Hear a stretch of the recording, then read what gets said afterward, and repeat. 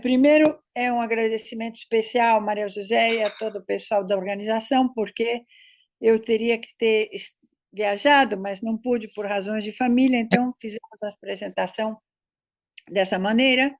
E eu chamei, há um tempo atrás, essa provocação, o pecado original das moedas sociais, mas, na verdade, eu vou começar pelo fim, para ninguém ficar pensando por que teve esse título, e é o seguinte, é porque é exatamente o mesmo das moedas antissociais, que são todas as outras, certo? É ver escassez onde, na verdade, há abundância. E esse pecado tem uns quantos anos, ele vem de Adam Smith, né? Quando colonizou a mente dos economistas e depois dos governantes e depois das populações sobre que os recursos do planeta eram escassos e as necessidades infinitas. Não é assim. O único bem escasso que existe são as moedas oficiais. Então, o que nós propusemos em 1999 chamar moedas sociais não foram moedas de pobres para populações vulneráveis, de nenhuma maneira, foram moedas para os desertos monetários provocados pelas moedas antissociais, chamadas euro, dólar, yuan, ien, rublo, todas as que nós quisermos, e nesse sentido, já que o colega Dante falou e mostrou algo, eu acho que é muito importante lembrar o seguinte: norte e sul são realidades muito diferentes. O México, às vezes, é norte, às vezes é sul, mas no norte, as moedas locais complementares, em geral, são todas lastreadas em euros. Por quê? Porque elas estão dentro dos sistemas, quer dizer que elas aumentam ligeiramente a massa monetária em circulação, certo? Em compensação, no Sul, e eu falo em lugar praticamente de toda a América Latina, com exceção do Brasil, certo? As moedas que nós chamamos sociais são moedas revolucionárias. Em que sentido? Elas saem do esquema produção bancária e utilização e controle estatal. Então, para mim, isso são dois mundos completamente diferentes e completamente incomensuráveis, tá? E o pecado original justamente vem daí. Um fala que nós usamos em contextos locais pequenos, para quê? Justamente para que as pessoas entendam o que é o dinheiro do sistema e o que pode ser o dinheiro fora do sistema. Daí vem a necessidade de esclarecer esse primeiro ponto. Por quê? Porque no Brasil, que é um exemplo muito importante de, digamos assim, de desenvolvimento realmente exponencial de uma iniciativa que começou no ano 2002, certo? No ano 2002, eu fui convocada pela instituição Strohal, que é a mesma que hoje estamos utilizando a aplicação Cyclos para as moedas sociais locais de pelo menos 4 países, para desenvolver a primeira moeda Palma, no Banco Palmas, que hoje, vocês sabem, infelizmente não temos aqui os representantes, mas vamos nos encontrar o ano que vem no Brasil, que é a rede de bancos comunitários e o Instituto É Dinheiro. Ou seja, o Brasil, nesse sentido, é semelhante à Europa. Não é que não existam no Brasil moedas sociais, tudo bem, não tem importância. Eu vou passar depois a apresentação para, na nossa lista de correios, assim ficam aí para vocês, digamos, examinarem. Então, não é que não exista. Conseguimos ver online, não, mas haveremos de partilhar, está bem? Tá bem, não tem importância. Eu já estou com elas aqui para não me perder. Justamente por isso eu estava preparada para falar somente. E como Dante falou e outros falaram, vamos sem. Então, era só para dizer isso. O que nós chamamos no Norte e no Sul moedas sociais, às vezes são espécies biológicas diferentes, porque no nosso caso não estão respaldadas de maneira nenhuma em euros. Não, nossas moedas sociais são de crédito mútuo na quase totalidade, certo? E, para mim, essa é a riqueza que eu acho que temos que marcar, porque essas moedas, na nossa visão, são as que estão fazendo um trabalho de a nível de mudar o chip, quer dizer, a compreensão do que é o dinheiro e por que, que não tem dinheiro, por que, que temos tantos desertos monetários. Temos desertos monetários porque existe um banco na Basileia, que se chama BIS, Bank of International Settlements, que é o banco dos bancos centrais, certo? Eu vou tentar colocar na apresentação, senão eu mando independentemente, uma entrevista do professor Bernard Lietard com um funcionário do BIS, onde ele fala: Bernard, você não vai conseguir convencer, é sustentar o sistema como está, não é mudar. Como isso nós já sabemos há uns 30 anos, aproximadamente, pelo menos 25, esse ano estamos cumprindo 30 anos. Em maio cumprimos 30 anos do primeiro clube de trocas da Argentina, que inventou essa espécie de moeda, entre aspas, revolucionária, perto das outras, muito úteis, mas reformistas, né?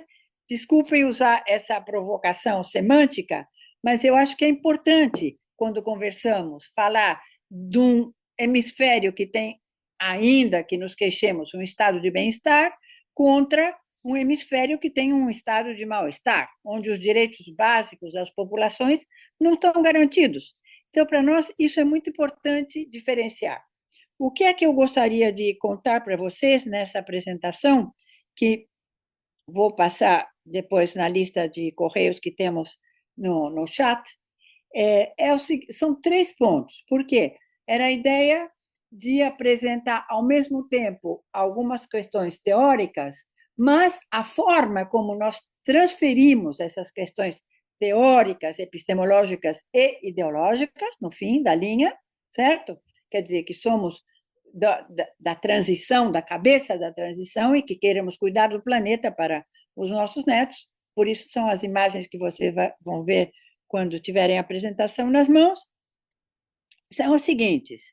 Primeiro, para a nossa visão, a pandemia, quer dizer, o ano 2020 foi um ponto de inflexão na forma de fazer as coisas. Que coisas? Os treinamentos para formar grupos de moedas sociais sem lastro, quer dizer, sem respaldo em euros, ou a moeda que fosse do território, certo?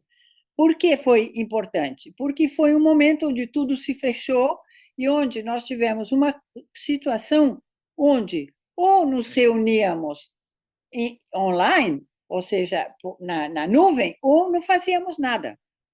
E assim foi como com uma companheira, justamente numa reunião da Moeda Sol, eu conheci uma companheira do Equador, que mora na Bretanha, Maria Belém Mier, que me convidou para ajudá-la a desenvolver a mesma moeda que estávamos fazendo na Argentina, no Equador.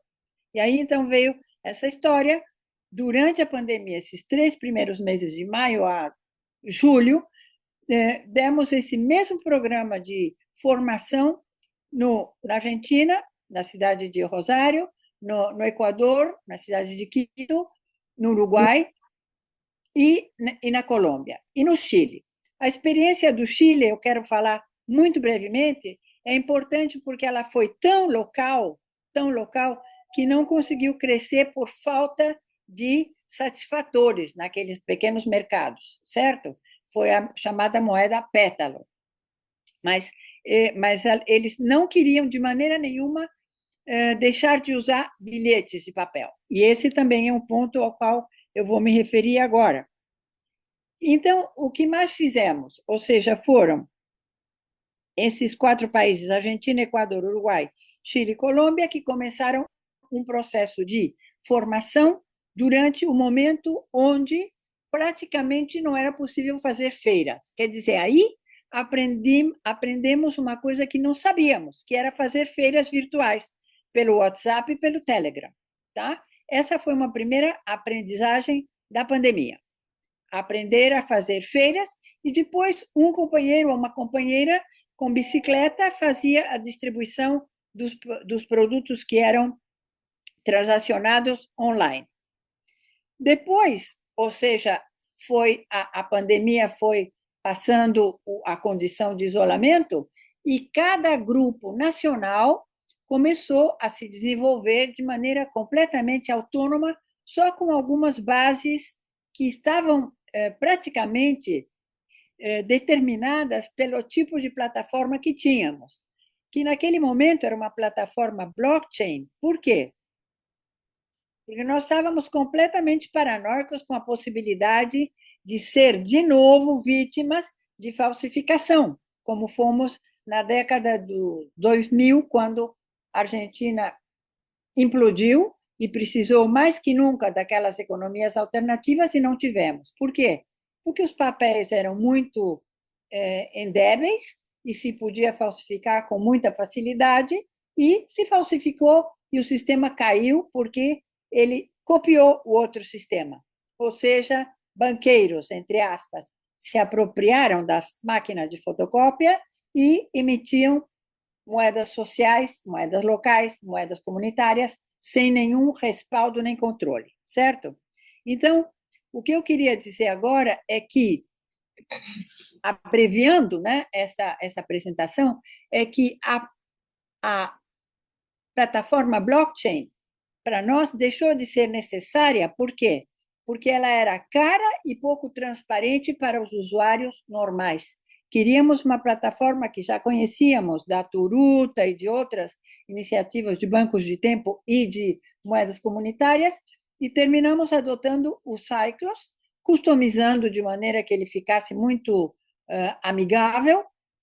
Mas hoje o processo de formação começa com bilhetes de papel. Por quê? Porque nós percebemos, pelo desenvolvimento das iniciativas dos nodos locais, que as pessoas compreendem muito mais o que é o dinheiro se nós conseguirmos associar dinheiro à produção de riqueza, quer dizer, trabalho humano. Então, nós temos três etapas: ecobanco, que é uma etapa onde as pessoas trocam produtos de seu trabalho ou serviços por bilhetes de papel, e depois, no final de cada feira, resgatam outros produtos se elas não conseguiram equilibrar a sua carteira, como chamamos em espanhol, bilheteira zero, quer dizer, tudo o que não se transacionou está depositado no banco. Quer dizer, é um banco onde os lingotes de ouro são a produção das pessoas, certo? Esse sistema, hoje em dia, para nós, isso eu gostaria de explicar com mais detalhes, mas não vai ser possível nesse prazo nosso, é fundamental. É muito mais importante que a quantidade de transações, quer dizer, a parte econômica do projeto, é muito mais importante que as pessoas entendam de que vá o dinheiro, quer dizer, o que é esse dinheiro, com uma diferença em relação aos outros dinheiros que estão em circulação. O terceiro ponto que eu queria chamar a atenção é que nós percebemos que aquelas iniciativas que se desenvolvem, na verdade, são iniciativas que já estavam, de alguma maneira, essa é para o Ivan, na transição, ou seja, que já estavam procurando outra forma de estender a sua ação sobre o planeta de uma maneira muito mais consciente e ecológica, certo? E aí tenho já aqui na plateia algumas companheiras que são do movimento da Argentina, e então é fácil adotar a ideia da moeda social, comunitária, local, revolucionária, quer dizer, sem lastre, cortando o cordão umbilical com a Basileia. Agora, se vamos ser muitos ou poucos, não sei do que depende, porque o que não falta ainda é pensar que o dinheiro tem que servir para algo que é Basileia quem resolve, e não as pessoas que podem resolver suas necessidades, equilibrar, porque as pessoas estão comendo, estão tendo escola, estão se divertindo, é uma loucura, né? Então, eu queria basear essa exposição do pecado original nisso. Parece que o bem viver é algo para poucas pessoas. Se nós acreditamos que não só temos que estar submetidos à legalidade das moedas antissociais, euros, dólares, pesos argentinos, pesos mexicanos, rubros e em yuan. Quando, além disso, quando vamos fazer algo para ativar um pouquinho o desenvolvimento local, temos que estar coartados, coercionados por não poder fazer uso de outras moedas sem lastro, sem respaldo. Que eu saiba, a única moeda que eu conheço que tem uma doble função, eu acho que o colega viria ao encontro, que é o Jean Rossiot, é a moeda alemã, mas eu sei que a plataforma É Dinheiro tem essa possibilidade, certo? Por isso, vou deixar essa pergunta para alguém do Brasil que estiver aqui, que aceite esse desafio. Nesse momento, estamos tentando, no Brasil, criar um banco comunitário que tenha a plataforma É Dinheiro com todos os regulamentos, mas que tenha na mesma plataforma um botãozinho que diga, e essa é sem lastro, que é ali onde nós podemos fazer a diferença com as outras moedas sociais com lastro. Porque eu acho que, como transicionista de coração e desde sempre, a maior responsabilidade que temos é, primeiro, desmascarar o sistema e, segundo, usar esse desmascaramento, não só nos encontros, mas na nossa vida pessoal, tá certo? Ou seja, disse Nietzsche, só acredito num Deus que dança. Eu também só acredito num pesquisador, num comprometido com a causa da combate às desigualdades, se ele usa algo parecido a uma moeda social revolucionária, quer dizer, sem lastro. Não sei se tem muito mais, teria que fazer um comentário aqui. Bom, no material que eu vou mandar para vocês está sintetizado aquilo que eu tentei colocar como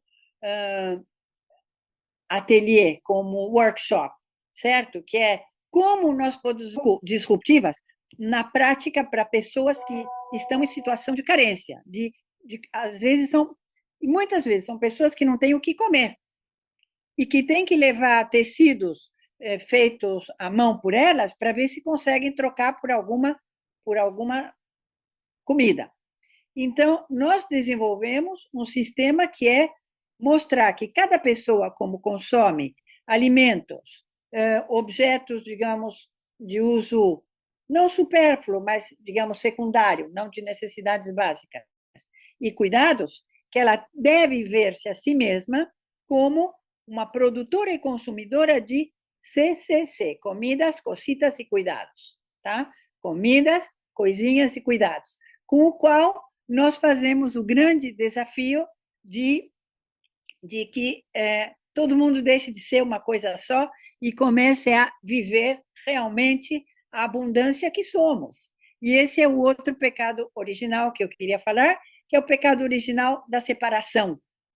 Nós precisamos de moedas sociais porque vivemos o pecado da separação, não entendemos que o nosso horizonte de tempo e de espaço é um só, e que se uma parte fracassa, vai fracassar a outra num prazo determinado, e estamos vendo já os resultados. Então, eu gostaria de ficar por aqui para ter um pouquinho mais de tempo de perguntas, porque a apresentação vai falar o resto da parte que seria a oficina, que eu não vou poder dar essa vez, mas que está aberta a todos, porque há 5 anos nós nos reunimos todas as segundas-feiras para falar disso no mesmo lugar. É um pouco tarde para a Europa, eu sei, é às 6 da tarde na Argentina, mas a gente pode arrumar o horário para discutir profundamente essa fronteira entre o mundo da escassez e o mundo da abundância,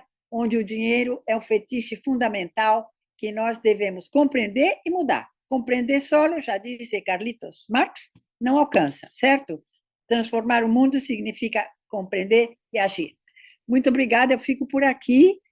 E se tiver perguntas, melhor. Eu acho que o Ivan tinha uma pergunta para o Dante, talvez tivesse sido uma pergunta que tinha mais a ver comigo, porque ele é transicionista também radical, acho. Muito obrigada, ficamos por aqui.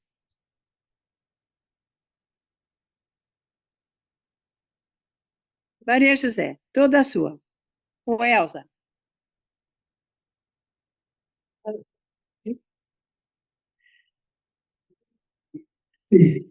Soy Jean, Jean Rousseau de Ginebra. ¿Me escuchas?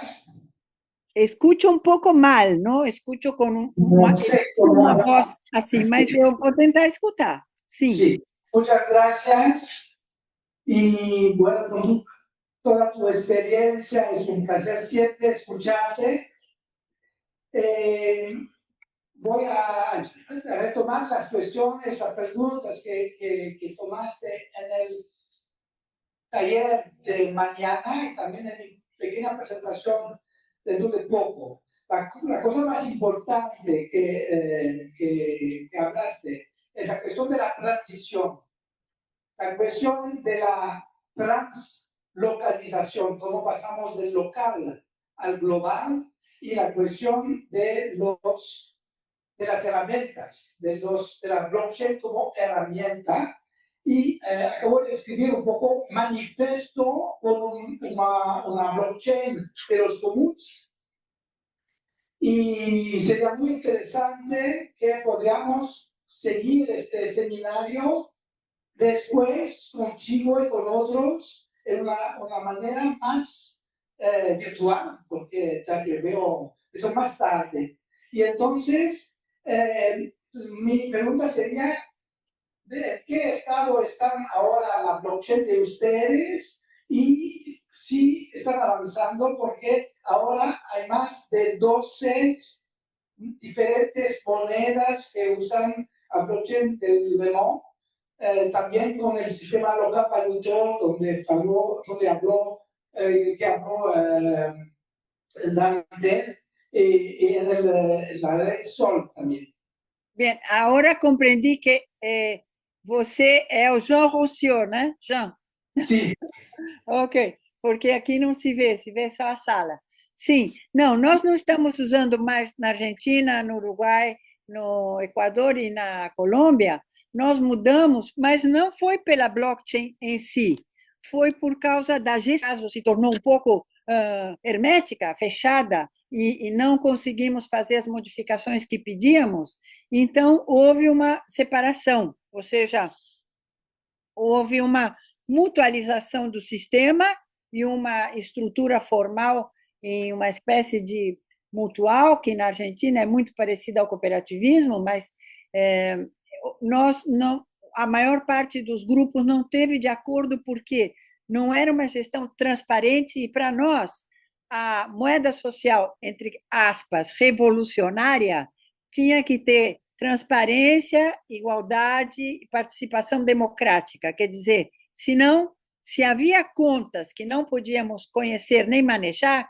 porque esse grupo tem tantas bilheteiras e o outro tem o dobro e tal, não interessava. Então, na verdade, não foi um movimento contra a blockchain, mas foi um movimento, na verdade, contra a gestão da blockchain particular e adotamos a Cyclos por várias razões, entre outras, porque eu já tinha trabalhado com a Strohhalm 20 anos antes, certo? Quando fizemos a primeira moeda palmas no Brasil, em Fortaleza. Mas não estamos, de maneira nenhuma, nesse momento, pensamos que a blockchain vai ser uma próxima etapa quando a quantidade de operações for preocupante para o Estado, quando o Estado se sentir ameaçado.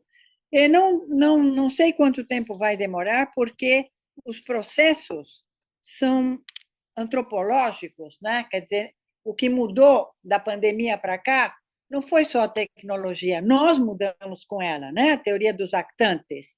Nós não somos mais as pessoas que éramos em 2025. Hoje nós vivemos uma vida completamente diferente. Então, a hora que isso for necessário, estamos dispostos a reconsiderar a blockchain como uma solução para grandes transações. Mas, nesse momento, a nossa maior preocupação é convencer nossos vizinhos, nossas famílias, os pequenos territórios para reinventar a solidariedade, e eu não falei disso porque eu não apresentei, e a alegria. Para nós não existe moedas sociais sustentáveis, duráveis, se tem alguém muito sacrificado, ou cobrando um salário, ou sem cobrar um salário, pior ainda. Por quê? Queremos descobrir o engano do trabalho da mulher que nunca foi remunerado, certo? Então, nós tentamos pagar tudo em moeda social, sem lastro. E acho que esse é um dos pontos realmente revolucionários do nosso sistema, certo? Mas não estamos discutindo a validade da blockchain, de nenhuma maneira. Só estamos falando que, no momento de evolução que atravessamos há 2 anos atrás, era mais importante a democracia participativa, a democracia radical, que a confiança num sistema que não entendíamos, não como funcionava a blockchain, mas como funcionava o grupo que gestionava a blockchain, certo? Então, a resolução foi tão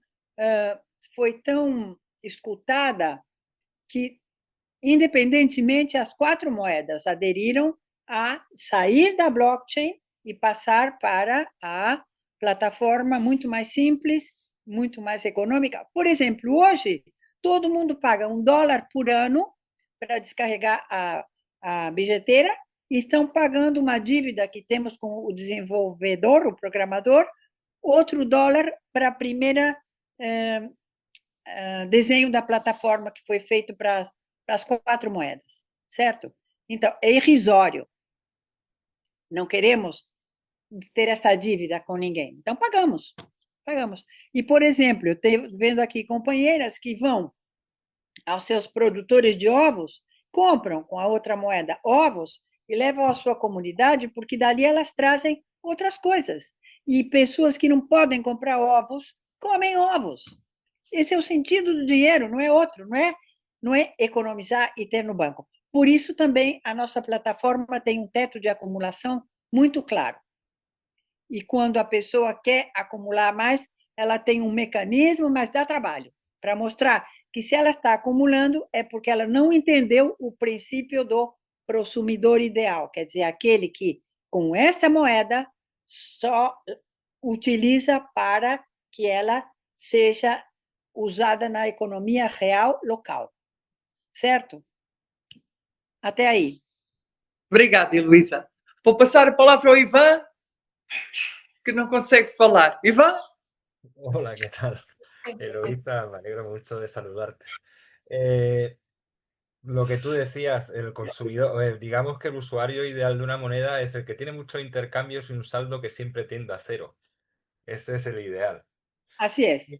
Y quería decir que otro pecado que encuentro en las monedas es que muchas veces creemos que la moneda es un fin en sí mismo, cuando es una herramienta revisable, ¿vale? Que lo que queremos es implicarla en un proceso de transformación social, ¿no? En un proceso en el que la moneda no sea una barrera, sino lo que impulse sea la creatividad y sobre todo la experimentación y celebrar el error, porque es la forma de decir que estamos avanzando.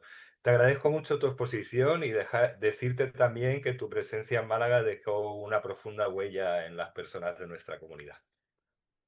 Bueno, muchas gracias, Iván. Yo sé que tenemos un nivel de afinidad muy grande y ojalá podamos volver a establecer en horarios, digamos, más humanos, ¿no es cierto?, que los que tenemos para reunirnos en horarios para ustedes imposibles. Pero es así, o sea, para nosotros también es importante colocar el énfasis en eso.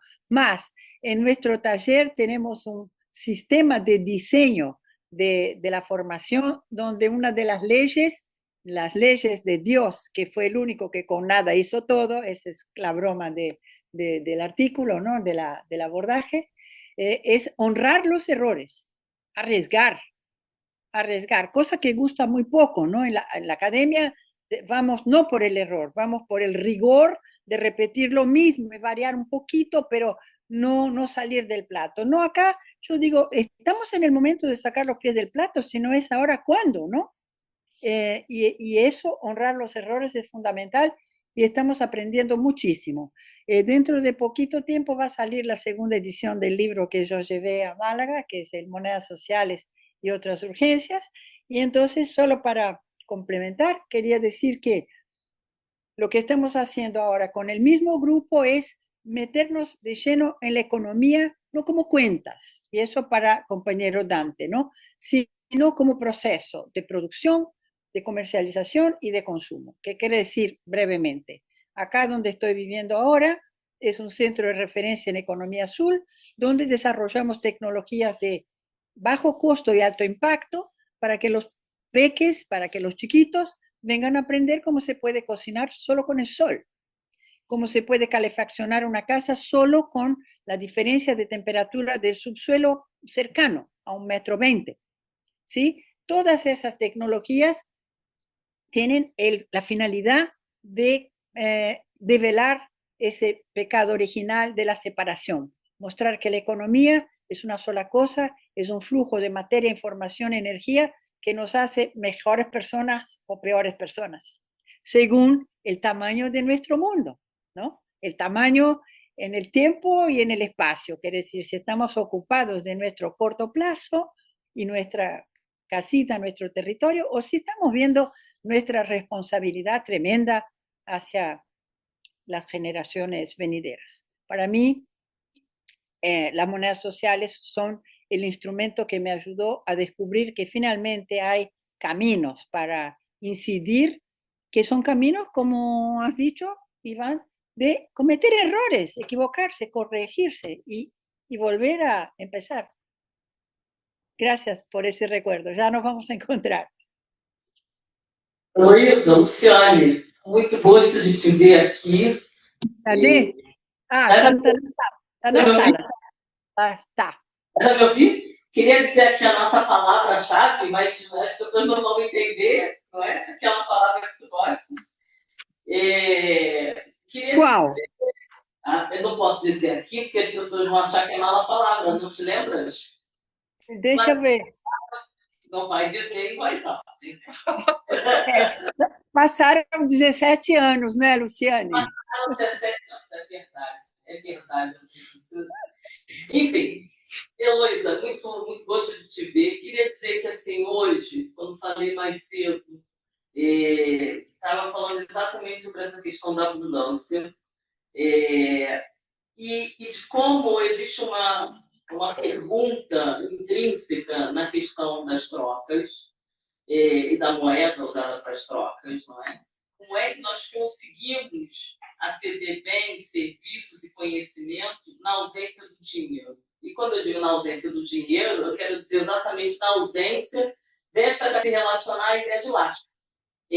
Portanto, acho que essa é sempre a grande pergunta e às vezes a gente esquece de se fazer essa pergunta, não é? E ver a mágica que existe por trás das soluções que vamos criando, justamente para continuar respondendo essa pergunta socialmente.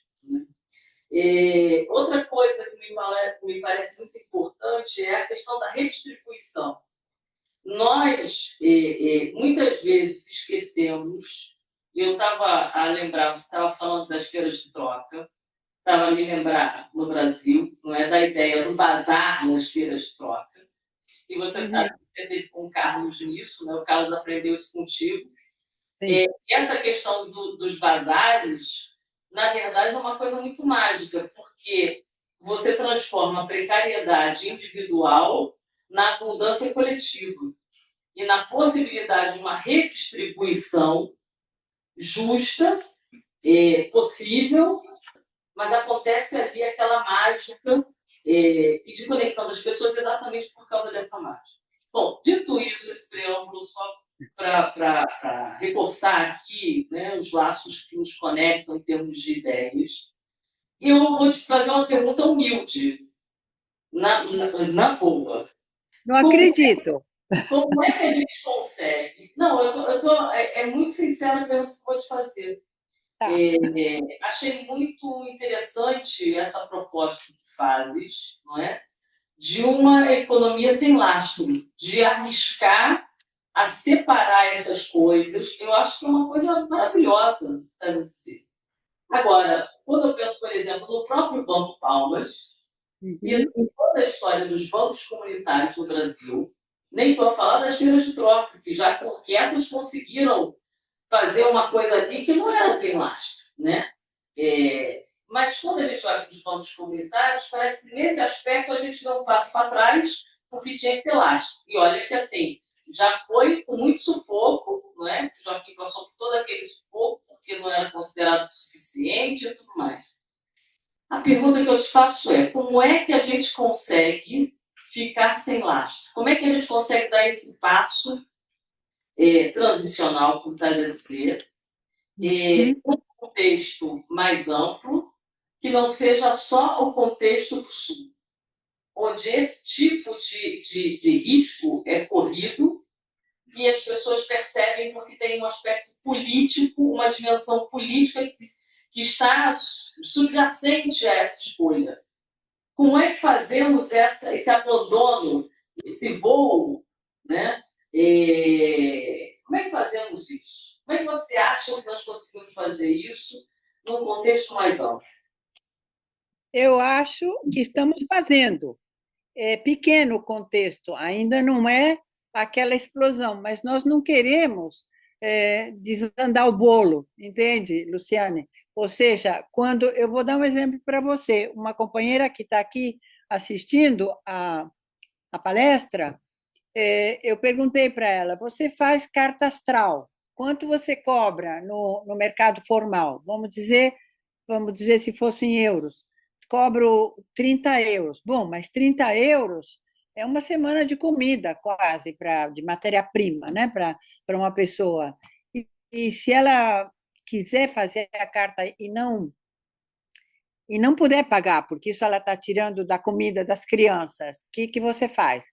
Ela fala: oh, eu faço por menos, eu não faço de graça, para ela valorizar o tempo dela que ela vai usar para ter algo que ela hoje não tem. De graça, não. Então, eu lembrei que eu, quando comecei a dar esses treinamentos lá na Argentina, nos anos 98, 99, antes da crise, o meu curso custava $100 no mercado formal e 10 na feira de trocas. Por quê? Entre outras coisas, porque eu queria que as pessoas fizessem o curso para mexer na cabeça, certo? Mas também porque se eu cobrasse 100, eu não tinha como gastar. Então, desaparece essa contabilidade babaca, que, desculpa, não sei se era essa a palavra, que a gente tem, que as contas têm que fechar. Na economia, as contas nunca têm que fechar. Tem que sobrar de um lado e faltar de outro para poder reequilibrar. Então, essa mágica que você está falando é isso mesmo, é mágica. A companheira disse: não, se ela quiser mesmo fazer a carta, eu faço. Não vou fazer de graça para não quebrar a mágica dela poder retribuir. Isso eu acho fundamental. E quanto mais você puder retribuir, e quanto mais você puder entregar em moedas sociais, se você tiver sobrando na sua carteira, você está com um excesso de moeda social, pague mais em vez de pague menos. Agora, pergunta para alguém daqui se tem vontade de ir a uma loja do sistema e pagar mais em vez de menos. Não. Compre 2 e pague a metade no segundo. Por quê? Porque é a lógica na qual nós estamos colonizados. Para essa mágica acontecer, o seu corpo tem que estar perpassado, penetrado pela lógica da abundância, e não pela lógica do sistema, que é da escassez, da acumulação, de eu primeiro, depois o outro. Sabe, nós inventamos várias coisas, por exemplo, usamos muito o produto interno doce, que é do Canadá, do pessoal do Quebec, né? Produto interno doce é o quê? Ontem tivemos um produto interno doce numa feira de 1 hora de, vamos superar algo assim como $5.000. Sem dinheiro, porque dólares não temos, pesos não temos. Mas agregado de trabalho a coisas que sim temos, por exemplo, aqui na minha casa eu tenho um frutal de 50 plantas que eu tenho o ano inteiro, limão, laranja, quinotos, pêssegos e tal. Eu vou à feira com isso, levo livro, roupa, etc., para cumprir meu papel de consumidora CCC, né? Comida, cocitas e cuidado. Levo tudo. Para quê? Para não ficar. Chegou a professora. Não, professora, não, eu sou a quitanda, a verdureira. Para quê? Para mostrar que todos estamos unidos pela nossa forma de nos mantermos. Então, o que eu queria dizer para você é que essa mágica ela só existe quando você começa a fazer, e como disse o Ivan, que ele está aqui na minha tela toda hora, eu vejo ele aí, né? É mágica, precisa fazer, e aí a gente erra em alguma coisa, porque, por exemplo, a tendência é fazer um bom preço se você é uma amiga. Não, se você é uma amiga e tem a bilheteira cheia, pague mais, uai. Quando eu lancei o livro em Barcelona, em 2017, para as pessoas de fora custavam 10 euros e para os da economia solidária custavam 20. Por quê? Porque eram amigos e sabiam o que custava escrever um livro e publicar, tá certo? Quer dizer, a gente tem que aprender a dar esses rolês nas nossas crenças mais arraizadas. Obrigada. Obrigada. Depois você me manda aquela palavra, tá bom? Olha, nós estamos muito atrasados, ok? Tá. Muito. Quantas perguntas, mas vamos ser rápidos, está bem? Ok? Aqui eu ia mais uma. Ok. Então, Heloísa, pode ser ainda? Duas Pode. perguntas? Obrigada. Respostas rápidas. Olá, boa tarde. Meu nome é Tiago, eu sou fundador de uma cooperativa recente, multissetorial. Não tenho conta de banco, não tenho nada no nome há 20 anos. Estou habituado a fazer sistemas de trocas, só que fui sempre da área subversiva, intervenção, faço rap, música de intervenção, venho da área do improviso, estou muito linkado à rua, se bem que não é de onde a minha família vem, foi decisão própria. E nesse caminho percebi que as trocas era realmente o caminho mais válido. Entretanto, temos um token criado na blockchain, que não é bem na blockchain, mas é com a utilização da blockchain.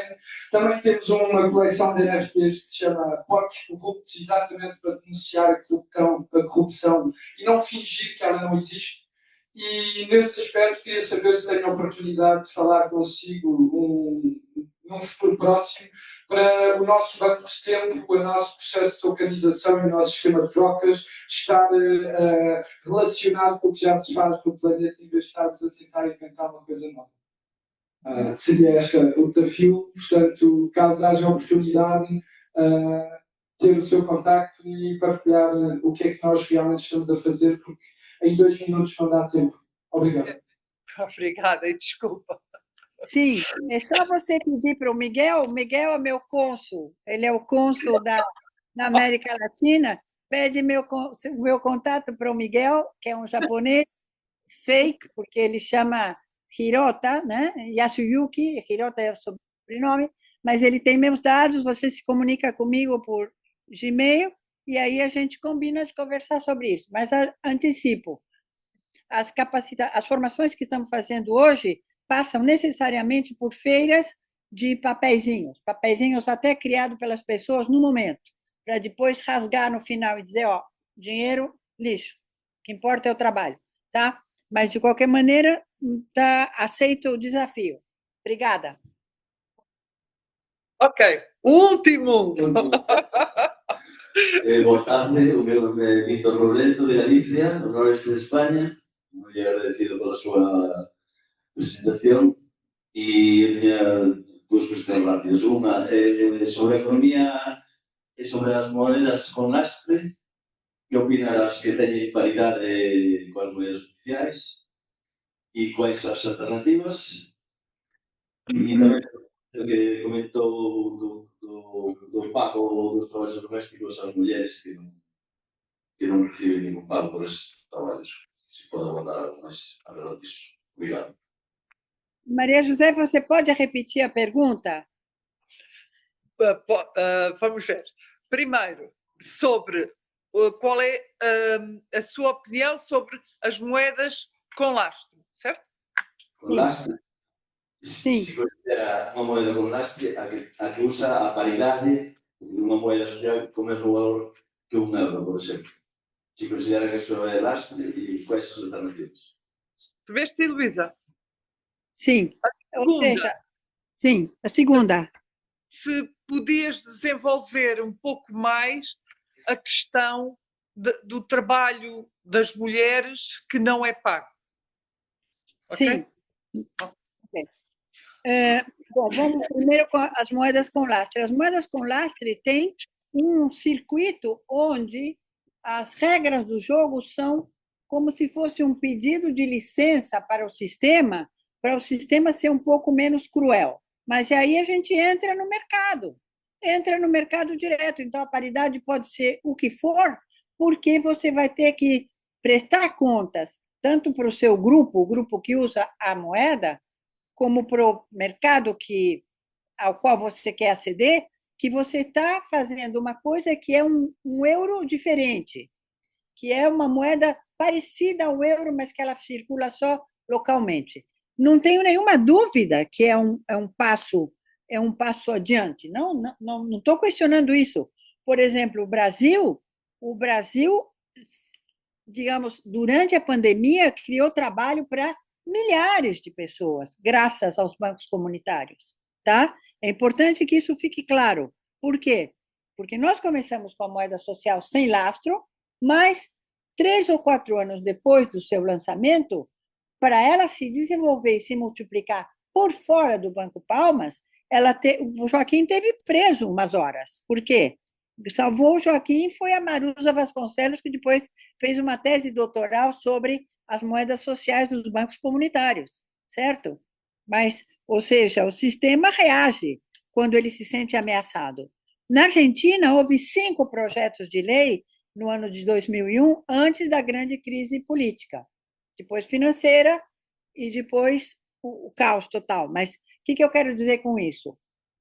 Quando a gente está usando uma moeda que tem social, quer dizer, local, comunitária, como se chama mais assim, porque para mim social, no sentido original da palavra, é aquela que é autogestionada pela comunidade que a utiliza. Não é que ela é generosa, boa para as populações vulneráveis. Não, ela é justamente para combater a ideia de que existem populações mais vulneráveis e menos vulneráveis. Vulneráveis somos todos. Então, queremos também bater em cima dessa tecla, né? E dizer, o futuro das moedas sociais, com lastre e sem lastre, depende de trabalharmos isso. Por isso, a nossa licença de fazer ajustes nos valores quando a moeda social não tem lastre é para isso exatamente. Nós chamamos apreço, que foi uma inovação semântica das companheiras do Equador, da moneda muio, que quer dizer semente. Não temos preço, temos apreço. E o apreço pode ser diferente para a pessoa A ou para a pessoa B. Isso é injusto? Não, isso é igualitarismo. Não é equidade, é igualdade. Tem que pagar mais o que tem mais. Tem que pagar menos o que pode menos. Então, tudo isso não é economia, não é economês. Você fala isso, um economista, contador, pira, fica louco. Fala, não, mas aí o mercado desregula. O mercado é encontro de pessoas, não é contas. Mercado é criação do bom viver, não é ter dinheiro no banco. Agora, isso é um risco, mas é o risco que a gente pode escolher correr ou não correr, certo? E aí é onde eu acho que a importância desse movimento, ou seja, é como se fosse as moedas sociais ou moedas locais, comunitárias, estão correndo a uma velocidade. Vamos dizer, elas vão em terceira ou quarta ou quinta. O Eusco vai em quinta, tá? Mas as moedas sociais sem lastre, elas vão em primeira. Elas vão devagar, mas profundo. Você entende a diferença? Elas vão lá questionar, litigar o conceito de dinheiro e o conceito de dinheiro ligado à sociedade que nós queremos construir. Famoso, esse outro mundo possível é isso. Como é o dinheiro desse outro mundo possível? Com certeza é sem lastro. Com o que fica a minha homenagem final à nossa querida Margaret Kennedy, que disse: o dinheiro foi uma invenção maravilhosa da civilização. Só tem um pecado: o juro bancário. Aliás, para os que falam português, o interesse en español, el interés bancario en portugués se llama juro. ¿Se les ocurre? Es la promesa fuerte de que te juro que lo voy a pagar. Obrigada. Obrigada. De nada. Ok. Obrigada. Fico aqui, hein? Fico Luísa. assistindo o resto, tá bom? Foi uma pena não poder estar conosco, mas uma próxima. Numa próxima será. Com Tranquilamente. certeza. Obrigada. E agora Ok. eu vou subir o PowerPoint no nosso chat, tá bom? Ok, obrigada.